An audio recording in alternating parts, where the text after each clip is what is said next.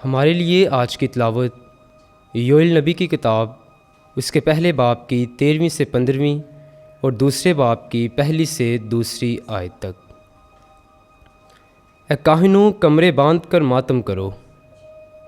ए मज़बा पर खिदमत करने वालों वावेला करो।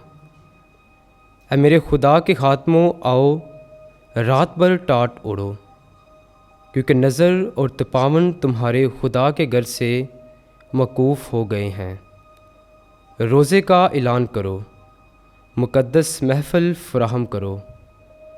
बुज़ुर्गों को और मुल्क के तमाम बशिंदों को खुदावंद अपने खुदा के घर में जमा करो और खुदावंद के पास फ़रियाद करो। हाय वो कैसा दिन है, क्योंकि खुदावंद का दिन करीब है।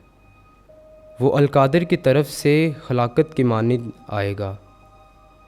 सयून में नरसिंगा फूंको, मेरे कोहे मुक़द्दस पर ललकारो। मुल्क के तमाम बशिंदे थरथराएं, क्योंकि खुदावंद का दिन करीब बल्कि दरवाज़े पर है।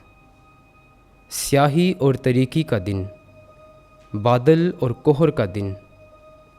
जिस तरह फजर की रोशनी पहाड़ों पर फैल जाती है, इसी तरह एक कसीर और ताकतवर कौम आती है, जिसकी मानत ना कभी हुई है न आखिर तक नस्लों के अयाम तक कभी होगी।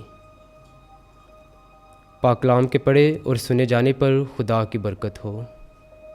खुदावंद का शुक्र हो।